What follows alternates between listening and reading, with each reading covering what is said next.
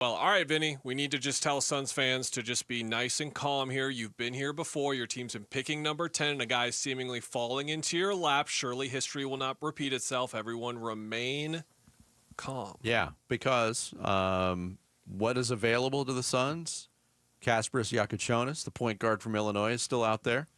Cedric Coward, who hasn't really been mentioned in connection with the Suns because he's more of a 6'5" wing type player. Arizona's Carter Bryant is available. As we've talked about a lot, Khaman Maluach, the big man from Duke, 7'1". Derek Queen, another player that was mentioned in the Gambo 5 earlier, the big out of Maryland. And I don't remember if you said this on the air or off the air, Kellen, but is this a situation now where it comes down to Malawatch or Derek Queen, your choice of bigs?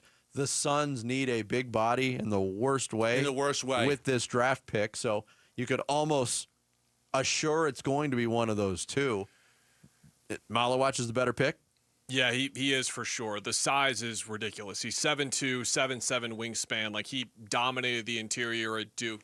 Just no one was going to the basket against Duke because they knew that he was waiting there to reject their shot, alter their shot, whatever he was going to do specifically. Again, he's only been playing basketball for a few years and at a competitive level as well. So it's going to come down to development. It's going to be a project. You're going to have to take time, but the Suns are in a good position right now to take someone with the level of patience. And we've been talking about like the concept of taking a guy with like a higher floor, but someone with a higher ceiling as well. This is it, because at 7'2" with a 7'7" wingspan, the way that he moves laterally, he's going to be a pretty good defender. I'm very confident in that. The rest of his game, we'll see, but that's why you're patient and you take your time with him. And I'll say this to Suns fans too, if he is indeed the pick, about Khaman Maluach. Gambo, how many times did Suns bigs? Yeah, it's Malawatch. Is it? It is Khaman Maluach. So there you hear it. Gambo. I expect the Suns with the 10 pick will take Khaman Maluach. Getting the word out there first, as he usually does on draft night. But how many times did you see Suns bigs around the basket just try to lay it up, or smoke a layup, or not finish strong? Khaman Maluach at Duke anyway got the ball near the basket. It was getting dunked, and dunked with ferocity. Yeah. You guys talk. I'm just working here. All right, I got you. I was waiting on you, buddy. No, you guys talk. I'm working. How about just like a lob threat, both just in terms of the verticality that he provides, like getting up there, but also up and down the floor as well. It's like a really mobile big as well. This just makes too much sense based on what the Suns needed, but also how this situation is panned out for them. And how many times, guys, did we talk about how crucial of an offseason this was for Brian Gregory in his first time as a general manager? Job got pretty easy, at least at the start right here. It got pretty easy. Yep, huge center from Duke. His numbers in 39 games with the Blue Devils last year: 8.6 points per game, 6.6 rebounds. Did block 1.3 shots. That's not the greatest gauge of a rim protector's presence. Yes, it is one of the gauges, but it's the shots that don't get taken and how you affect the offense of the other team by your presence in the paint. You mentioned this earlier, too. The field goal percentage, 71.2%. That's very high. But if you look at the free throw percentage, 76.6% for a player who's 7'2", Kellen, that shows the ability to maybe step out and shoot threes, believe it or not. You watch him in the FIBA levels, and he was taking threes, but he comes to Duke, and they really simplify his role. Maybe he won't take them right away as a Sun, but to be clear, he took 16 total threes for Duke last year, so it wasn't a part of his game at all. But when you watch his stroke, when he got into workouts, when he got into interviews, it's something that's coming in his game eventually. Now we'll see how efficient he is with that three ball, but that's the type of thing where his floor is already established. But if he can be a stretch big that moves the way that he does at that size, there's really Porzingis is really the only other guy that comes to mind that is that big and can shoot like that as well. Yeah, and you said he only took 16. He made 4 of them. And again, if you look at that free throw percentage, that shows the ability for a little bit of touch from outside the paint. Incredible. Incredible. Just absolutely incredible that they got this. I'm not lying to you. This is the kid that they wanted. This is the kid they wanted. And I knew that, but they did not think he would be. Thank you, Brooklyn. Thank you, Brooklyn. Because I spoke with other teams, and I said, I'm doing my 5 here. Should I put Malawatch won't be there? I talked to teams, and they said he's not going to be there. It's not in yet. They have not announced it yet, but I am announcing that the Phoenix Suns will take the Duke big man, Khaman Maluach, with this pick. I am reporting it, Arizona and here we Sports. Breaking news. We've got a trade. So Gambo alluded to it. Shams Charania is reporting that the Charlotte Hornets are trading center Mark Williams to the Phoenix Suns for the number 29 pick tonight and a 2029 first-round pick, sources tell ESPN. Wow. So 2 centers, assuming all this reporting is correct. It's a lot of centers. Two all of a centers sudden. from Duke, and 2 enormous centers from Duke. Yeah.